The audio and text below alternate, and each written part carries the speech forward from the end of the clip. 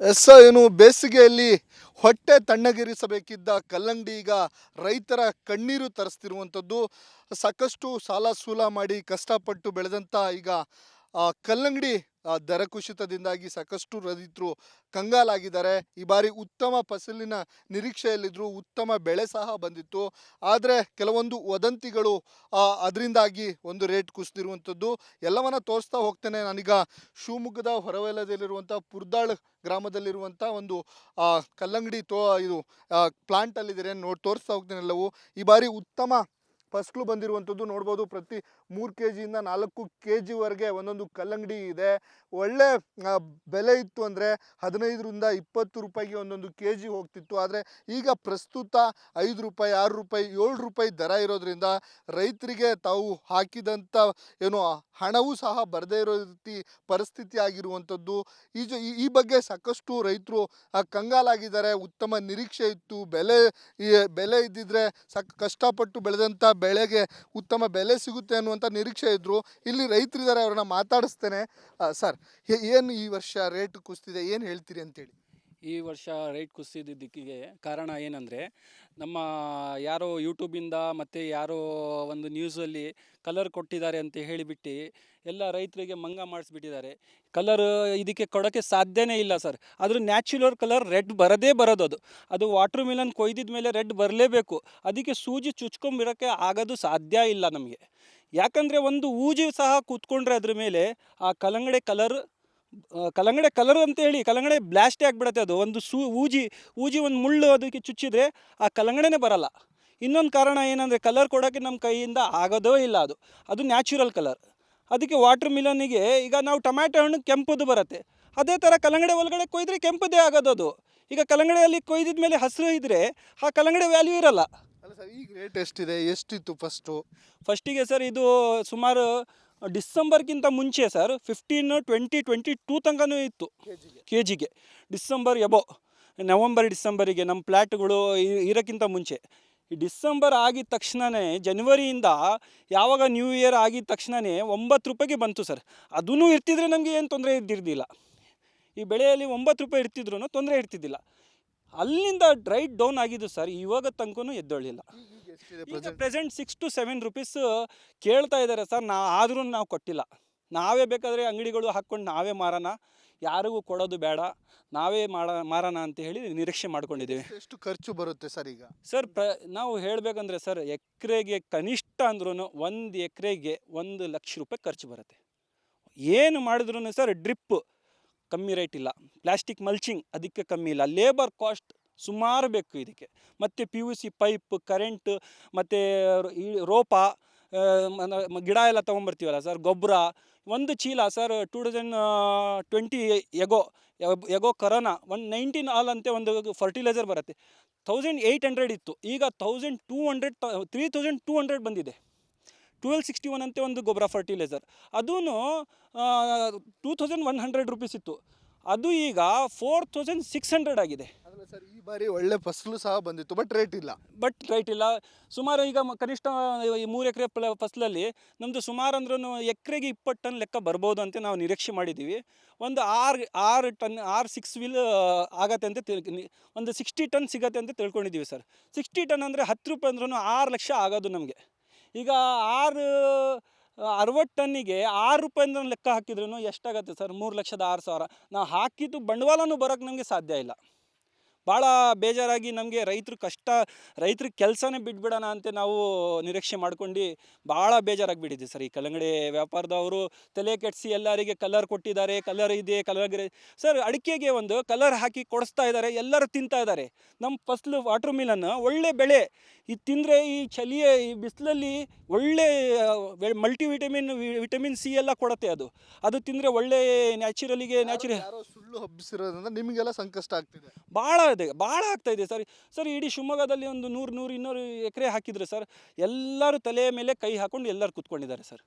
ಸುಮಾರು ಎಕರೆಗೆ 1 ಲಕ್ಷ ಅಂದರೆ ಸರ್ ಒಂದೊಂದು ಒಬ್ಬೊಬ್ಬರು 3 ಜನ 3 ಎಕರೆ 4 ಎಕರೆ 5 ಎಕರೆ ಅಂದರೆ ಸುಮಾರು ಅಂದರೆ ಕನಿಷ್ಠ 4 ಲಕ್ಷ 3 ಲಕ್ಷ ಬರೀ ಇನ್ವೆಸ್ಟ್ಮೆಂಟ್ ಮಾಡಿದ್ದಾರೆ ಸರ್. ಅದು ತೊಗೊಬೇಕಂದ್ರೆ ಭಾಳ ಕಷ್ಟ ಆಗಿದೆ ಸರ್ ಈ ವರ್ಷ.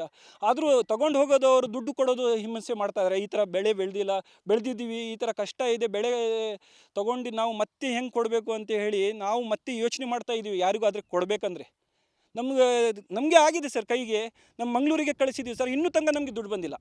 ಈ ಬಾರಿ ಸಾಕಷ್ಟು ನಷ್ಟ ಆಗ್ತಿದೆ ನಿಮ್ಗೆ. ಭಾಳ ನಷ್ಟ ಆಗಿದೆ ಸರ್, ಭಾಳ ಅಂದರೆ ಭಾಳ ಆಗಿದೆ. ಕಲ್ಲಂಗಡಿ ಬೆಳೆ ಈ ಒಂದು ವರ್ಷ ಈ ಥರ ವರ್ಷ ಯಾವುದೂ ನಾವು ನೋಡಿಲ್ಲ. ಸುಮಾರು ನಾನು 10 ವರ್ಷ ಬೆಳೆ ಹಚ್ಚೋಕ್ಕೆ ನಾನು ಇದು ಮಾಡ್ತಾಯಿದ್ದೀನಿ ಸರ್. 10 ವರ್ಷ ಅಂದರೆ ನಮ್ಮ ಅಪ್ಪ ಅವರು 40 ವರ್ಷ ಎಕ್ಸ್ಪೀರಿಯೆನ್ಸ್. ಆ 40 ವರ್ಷದಲ್ಲಿ ಈ ವರ್ಷ ಬಂದಿದೆ ಅಲ್ಲ, ಯಾವತ್ತೂ ಬಂದಿಲ್ಲ ನಮಗೆ ಕಲ್ಲಂಗಡಿ ಬೆಳೆಯೋಕ್ಕೆ. ಯಾಕಂತ ಹೇಳಿದರೆ ರಂಜಾನ್ ತಿಂಗಳಲ್ಲಿ ಸರ್ ಎಷ್ಟು ಇದ್ರೂ ಕಲ್ಲಂಗಡಿ ಖಾಲಿ ಆಗಿಬಿಡೋದು.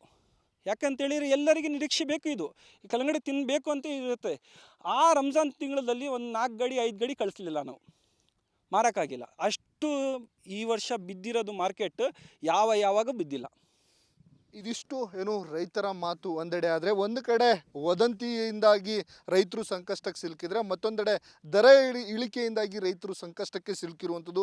ಉತ್ತಮ ಬೆಳೆಯ ನಿರೀಕ್ಷೆಯಲ್ಲಿದ್ದರು, ಉತ್ತಮ ಫಸಲು ಸಹ ಬಂದಿತ್ತು, ಒಳ್ಳೆಯ ಸೈಜ್ ಸಹ ಬಂದಿದೆ. ಸುಮಾರು ಒಂದೊಂದು ಕಲ್ಲಂಗಡಿ 4 ರಿಂದ 5 kgಯಷ್ಟು ಬಂದಿರುವಂಥದ್ದು, 2 kg 3 kg 4 kg ಈ ರೀತಿಯ ಉತ್ತಮ ಫಸಲು ಬಂದಿತ್ತು.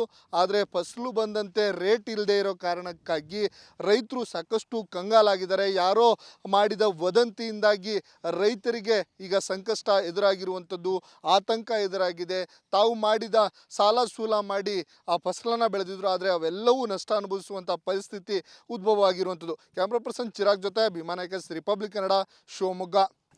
ಏನು ಬೇಸಿಗೆಯಲ್ಲಿ ಹೊಟ್ಟೆ ತಣ್ಣಗಿರಿಸಬೇಕಿದ್ದ ಕಲ್ಲಂಗಡಿ ಈಗ ರೈತರ ಕಣ್ಣೀರು ತರಿಸ್ತಿರುವಂಥದ್ದು. ಸಾಕಷ್ಟು ಸಾಲ ಸೂಲ ಮಾಡಿ ಕಷ್ಟಪಟ್ಟು ಬೆಳೆದಂಥ ಈಗ ಕಲ್ಲಂಗಡಿ ದರ ಕುಸಿತದಿಂದಾಗಿ ಸಾಕಷ್ಟು ರೈತರು ಕಂಗಾಲಾಗಿದ್ದಾರೆ. ಈ ಬಾರಿ ಉತ್ತಮ ಫಸಲಿನ ನಿರೀಕ್ಷೆಯಲ್ಲಿದ್ದರು, ಉತ್ತಮ ಬೆಳೆ ಸಹ ಬಂದಿತ್ತು. ಆದರೆ ಕೆಲವೊಂದು ವದಂತಿಗಳು ಅದರಿಂದಾಗಿ ಒಂದು ರೇಟ್ ಕುಸಿದಿರುವಂಥದ್ದು. ಎಲ್ಲವನ್ನ ತೋರಿಸ್ತಾ ಹೋಗ್ತೇನೆ. ನಾನೀಗ ಶಿವಮೊಗ್ಗದ ಹೊರವಲಯದಲ್ಲಿರುವಂಥ ಪುರ್ದಾಳ್ ಗ್ರಾಮದಲ್ಲಿರುವಂಥ ಒಂದು ಕಲ್ಲಂಗಡಿ ಇದು ಪ್ಲಾಂಟಲ್ಲಿದ್ದಾರೆ, ತೋರಿಸ್ತಾ ಹೋಗ್ತೇನೆ ಎಲ್ಲವೂ. ಈ ಬಾರಿ ಉತ್ತಮ ಫಸಲು ಬಂದಿರುವಂಥದ್ದು ನೋಡ್ಬೋದು. ಪ್ರತಿ 3 kg ಇಂದ 4 kgವರೆಗೆ ಒಂದೊಂದು ಕಲ್ಲಂಗಡಿ ಇದೆ. ಒಳ್ಳೆ ಬೆಲೆ ಇತ್ತು ಅಂದರೆ 15 ರಿಂದ 20 ರೂಪಾಯಿಗೆ ಒಂದೊಂದು kg ಹೋಗ್ತಿತ್ತು. ಆದರೆ ಈಗ ಪ್ರಸ್ತುತ 5 ರೂಪಾಯಿ 6 ರೂಪಾಯಿ 7 ರೂಪಾಯಿ ದರ ಇರೋದ್ರಿಂದ ರೈತರಿಗೆ ತಾವು ಹಾಕಿದಂಥ ಏನು ಹಣವೂ ಸಹ ಬರದೇ ಇರೋ ರೀತಿ ಪರಿಸ್ಥಿತಿ ಆಗಿರುವಂಥದ್ದು. ಈ ಬಗ್ಗೆ ಸಾಕಷ್ಟು ರೈತರು ಕಂಗಾಲಾಗಿದ್ದಾರೆ. ಉತ್ತಮ ನಿರೀಕ್ಷೆ ಇತ್ತು, ಬೆಲೆ ಇದ್ದಿದ್ರೆ ಕಷ್ಟಪಟ್ಟು ಬೆಳೆದಂಥ ಬೆಳೆಗೆ ಉತ್ತಮ ಬೆಲೆ ಸಿಗುತ್ತೆ ಅನ್ನುವಂಥ ನಿರೀಕ್ಷೆ ಇದ್ದರು. ಇಲ್ಲಿ ರೈತರಿದ್ದಾರೆ, ಅವ್ರನ್ನ ಮಾತಾಡಿಸ್ತೇನೆ. ಸರ್, ಏನು ಈ ವರ್ಷ ರೇಟ್ ಕುಸಿದಿದೆ, ಏನು ಹೇಳ್ತೀರಿ ಅಂತೇಳಿ? ಈ ವರ್ಷ ರೈಟ್ ಕುಸಿದಿದ್ದಕ್ಕಿಗೆ ಕಾರಣ ಏನಂದರೆ, ನಮ್ಮ ಯಾರೋ ಯೂಟ್ಯೂಬಿಂದ ಮತ್ತು ಯಾರೋ ಒಂದು ನ್ಯೂಸಲ್ಲಿ ಕಲರ್ ಕೊಟ್ಟಿದ್ದಾರೆ ಅಂತ ಹೇಳಿಬಿಟ್ಟು ಎಲ್ಲ ರೈತರಿಗೆ ಮಂಗ ಮಾಡಿಸ್ಬಿಟ್ಟಿದ್ದಾರೆ. ಕಲರ್ ಇದಕ್ಕೆ ಕೊಡೋಕ್ಕೆ ಸಾಧ್ಯನೇ ಇಲ್ಲ ಸರ್. ಅದ್ರ ನ್ಯಾಚುರಲ್ ಕಲರ್ ರೆಡ್ ಬರೋದು. ಅದು ವಾಟರ್ ಮಿಲನ್ ಕೊಯ್ದಿದ ಮೇಲೆ ರೆಡ್ ಬರಲೇಬೇಕು. ಅದಕ್ಕೆ ಸೂಜಿ ಚುಚ್ಕೊಂಬಿಡೋಕ್ಕೆ ಆಗೋದು ಸಾಧ್ಯ ಇಲ್ಲ ನಮಗೆ. ಯಾಕಂದರೆ ಒಂದು ಊಜಿ ಸಹ ಕೂತ್ಕೊಂಡ್ರೆ ಅದ್ರ ಮೇಲೆ ಆ ಕಲ್ಲಂಗಡಿ ಕಲರ್ ಅಂತೇಳಿ ಕಲ್ಲಂಗಡಿ ಬ್ಲಾಸ್ಟೇ ಆಗಿಬಿಡುತ್ತೆ. ಅದು ಒಂದು ಊಜಿ ಒಂದು ಮುಳ್ಳು ಅದಕ್ಕೆ ಚುಚ್ಚಿದ್ರೆ ಆ ಕಲ್ಲಂಗಡಿನೇ ಬರಲ್ಲ. ಇನ್ನೊಂದು ಕಾರಣ ಏನಂದರೆ, ಕಲರ್ ಕೊಡೋಕ್ಕೆ ನಮ್ಮ ಕೈಯಿಂದ ಆಗೋದೇ ಇಲ್ಲ. ಅದು ನ್ಯಾಚುರಲ್ ಕಲರ್. ಅದಕ್ಕೆ ವಾಟರ್ ಮಿಲನ್ನಿಗೆ ಈಗ ನಾವು ಟೊಮ್ಯಾಟೊ ಹಣ್ಣು ಕೆಂಪುದು ಬರುತ್ತೆ, ಅದೇ ಥರ ಕಲ್ಲಂಗಡಿ ಒಳಗಡೆ ಕೊಯ್ದರೆ ಕೆಂಪುದೇ ಆಗೋದು. ಈಗ ಕಲ್ಲಂಗಡಿಯಲ್ಲಿ ಕೊಯ್ದಿದ ಮೇಲೆ ಹಸಿರು ಇದ್ದರೆ ಆ ಕಲ್ಲಂಗಡಿ ವ್ಯಾಲ್ಯೂ ಇರಲ್ಲ.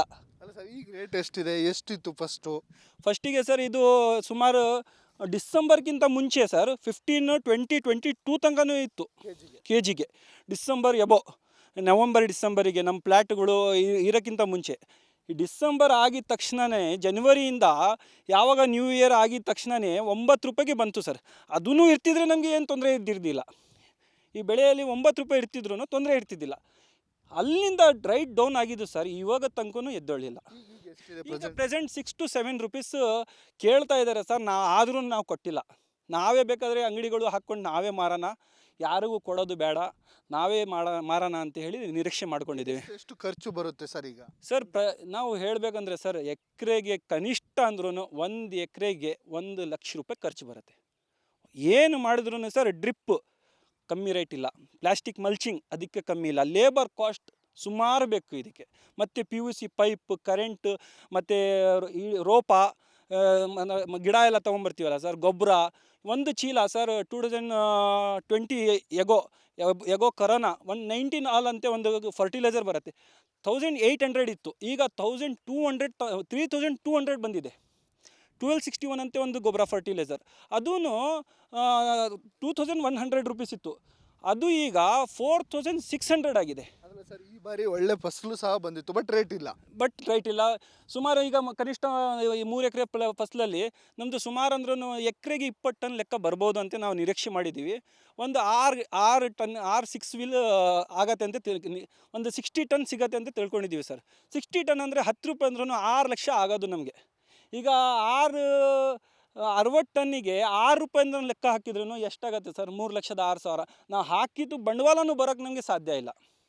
ಭಾಳ ಬೇಜಾರಾಗಿ ನಮಗೆ ರೈತರ ಕೆಲಸನೇ ಬಿಟ್ಬಿಡೋಣ ಅಂತ ನಾವು ನಿರೀಕ್ಷೆ ಮಾಡ್ಕೊಂಡು ಭಾಳ ಬೇಜಾರಾಗಿಬಿಟ್ಟಿದೆ ಸರ್. ಈ ಕಲ್ಲಂಗಡಿ ವ್ಯಾಪಾರದವರು ತಲೆ ಕೆಡಿಸಿ ಎಲ್ಲರಿಗೆ ಕಲರ್ ಕೊಟ್ಟಿದ್ದಾರೆ, ಕಲರ್ ಇದೆ, ಕಲರ್ ಸರ್. ಅಡಿಕೆಗೆ ಒಂದು ಕಲರ್ ಹಾಕಿ ಕೊಡಿಸ್ತಾ ಇದ್ದಾರೆ, ಎಲ್ಲರೂ ತಿಂತಾ ಇದ್ದಾರೆ.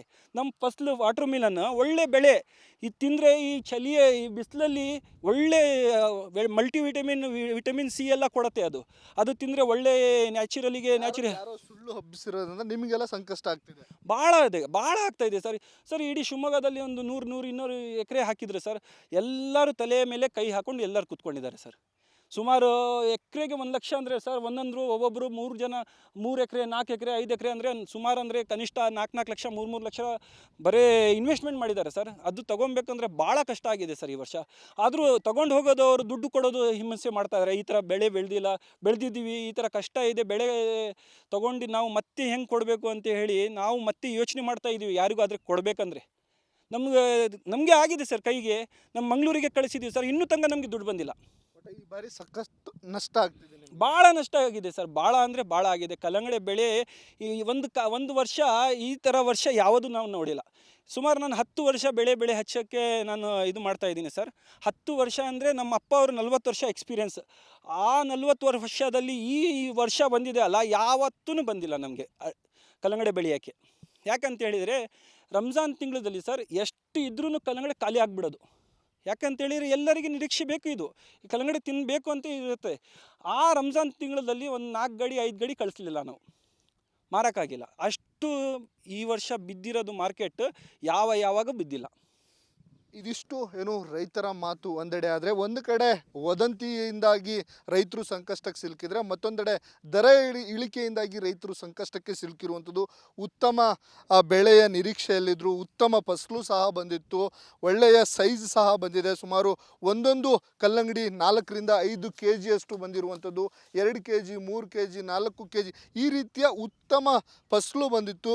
ಆದರೆ ಫಸಲು ಬಂದಂತೆ ರೇಟ್ ಇಲ್ಲದೆ ಇರೋ ಕಾರಣಕ್ಕಾಗಿ ರೈತರು ಸಾಕಷ್ಟು ಕಂಗಾಲಾಗಿದ್ದಾರೆ. ಯಾರೋ ಮಾಡಿದ ವದಂತಿಯಿಂದಾಗಿ ರೈತರಿಗೆ ಈಗ ಸಂಕಷ್ಟ ಎದುರಾಗಿರುವಂಥದ್ದು, ಆತಂಕ ಎದುರಾಗಿದೆ. ತಾವು ಮಾಡಿದ ಸಾಲ ಸೂಲ ಮಾಡಿ ಆ ಫಸಲನ್ನು ಬೆಳೆದಿದ್ರು, ಆದರೆ ಅವೆಲ್ಲವೂ ನಷ್ಟ ಅನುಭವಿಸುವಂಥ ಪರಿಸ್ಥಿತಿ ಉದ್ಭವ ಆಗಿರುವಂಥದ್ದು. ಕ್ಯಾಮ್ರಾ ಪರ್ಸನ್ ಚಿರಾಗ್ ಜೊತೆ ಭೀಮಾ ನಾಯಕ್, ರಿಪಬ್ಲಿಕ್ ಕನ್ನಡ, ಶಿವಮೊಗ್ಗ.